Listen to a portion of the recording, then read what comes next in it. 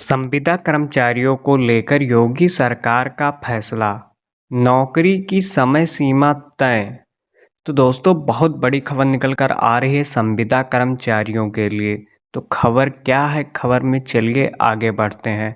तो संविदा कर्मचारियों को लेकर अच्छी खबर है।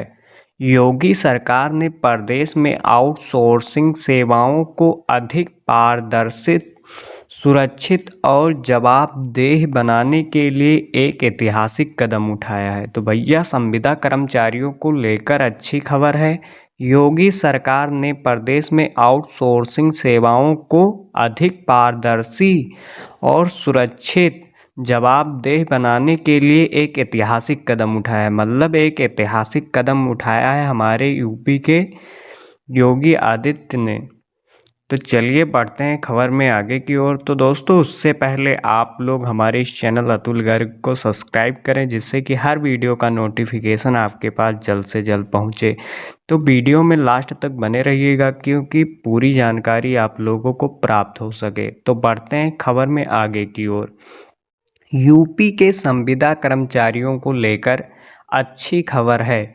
योगी सरकार ने प्रदेश में आउटसोर्सिंग सेवाओं को अधिक पारदर्शी, सुरक्षित और जवाबदेह बनाने के लिए एक ऐतिहासिक कदम उठाया है। मुख्यमंत्री योगी आदित्यनाथ की अगुवाई में हुई कैबिनेट बैठक में मंगलवार को कुल 15 प्रस्तावों को स्वीकृति दी है, जिसमें कंपनीज एक्ट 2013 के सेक्शन 8 के अंतर्गत उत्तर प्रदेश आउटसोर्स सेवा निगम लिमिटेड के गठन को मंजूरी देना भी शामिल रहा।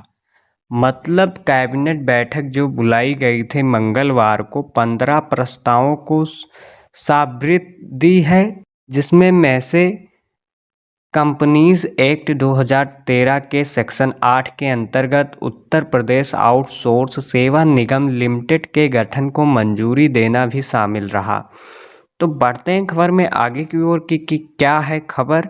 तो दोस्तों बढ़ते हैं खबर में आगे की ओर। यह एक पब्लिक लिमिटेड कंपनी होगी, जिसे नॉन प्रॉफिटेबल संस्था के रूप में संचालित किया जाएगा। इसके माध्यम से अब आउटसोर्सिंग एजेंसियों का चयन सीधे विभाग नहीं करेगी, बल्कि निगम जेम पोर्टल के माध्यम से निष्पक्ष और पारदर्शी प्रक्रिया से एजेंसी का चयन करेगा। मतलब भाई अब सीधे निगम जेम पोर्टल के माध्यम से निष्पक्ष और पारदर्शी प्रक्रिया से एजेंसी का चयन करेगा। तो बढ़ते हैं खबर में आगे की ओर। उससे पहले आप लोग हमारे इस चैनल को सब्सक्राइब नहीं किया है तो सब्सक्राइब कर लें। और बढ़ते हैं खबर में आगे की ओर। संविदा कर्मी आउटसोर्स कर्मचारियों का चयन 3 वर्ष के लिए किया जाएगा। कर्मचारियों को 16 से 20,000 रुपये प्रतिमाह मानदेय निर्धारित किया गया है। मतलब संविदा कर्मी आउटसोर्स कर्मचारियों का चयन 3 वर्ष के लिए किया जाएगा। मतलब आउटसोर्स कर्मचारियों का चयन 3 वर्ष के लिए किया जाएगा। कर्मचारियों को 16 से 20,000 रुपये प्रतिमाह मानदेय निर्धारित किया गया है। मतलब 16 से 20,000 रुपये उनको प्रतिमाह मानदेय दिया जाएगा। तो इस निर्णय के माध्यम से सरकार यह सुनिश्चित करेगी कि प्रत्येक कर्मचारी को उसका पूरा हक मिले और उसका भविष्य सुरक्षित रहे। यह निर्णय न केवल लाखों युवाओं को बेहतर अवसर देना, बल्कि प्रदेश में रोजगार और अनुशासन का नया मॉडल भी स्थापित करेगा। ये तो बात सही है कि मतलब लाखों युवाओं को बेहतर अवसर देगा, बल्कि प्रदेश में रोजगार और सुशासन का नया मॉडल भी स्थापित करेगा। तो बढ़ते हैं खबर में आगे की ओर। क्यों जरूरी था निगम का गठन, मतलब क्यों जरूरी था निगम का गठन। तो बढ़ते हैं आगे की ओर। तो प्रदेश के वित्त एवं संसदीय कार्य मंत्री सुरेश खन्ना ने कैबिनेट के निर्णयों की जानकारी देते हुए बताया कि प्रदेश के विभिन्न विभागों और संस्थाओं में लंबे समय से आउटसोर्सिंग एजेंसियों के माध्यम से बड़ी संख्या में कार्मिक सेवाएं प्रदान कर रहे थे, लेकिन लगातार यह शिकायतें सामने आ रही थी कि उन्हें सरकार द्वारा स्वीकृत मानदेय का पूरा भुगतान नहीं मिल रहा है। तो साथ ही ईपीएफ, ईएएसआई जैसी अनिवार्य सुविधाओं का नियमित अंशदान भी कई बार एजेंसियों द्वारा नहीं किया जाता था।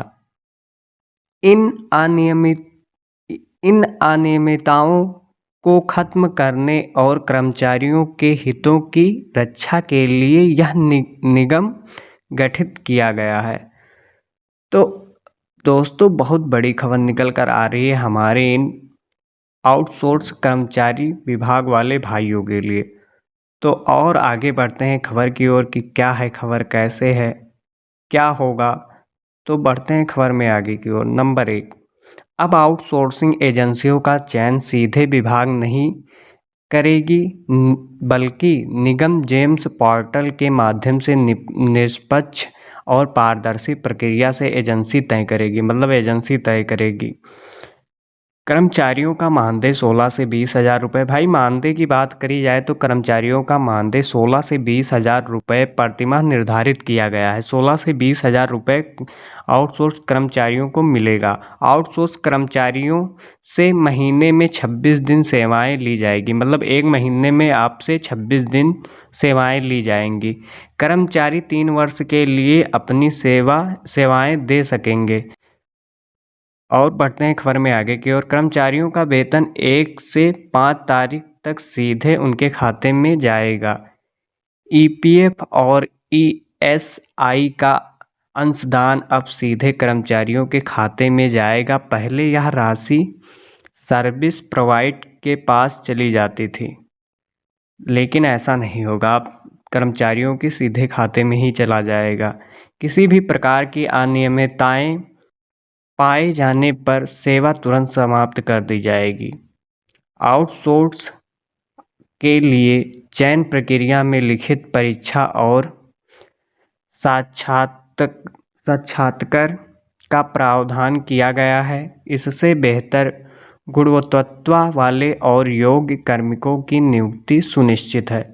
तो दोस्तों, आज के लिए इतना ही। उससे पहले आप लोग हमारे इस चैनल अतुल गर्ग को सब्सक्राइब ना किए हो तो सब्सक्राइब कर दें, जिससे कि हर वीडियो का नोटिफिकेशन आपके पास जल्द से जल्द पहुंचे।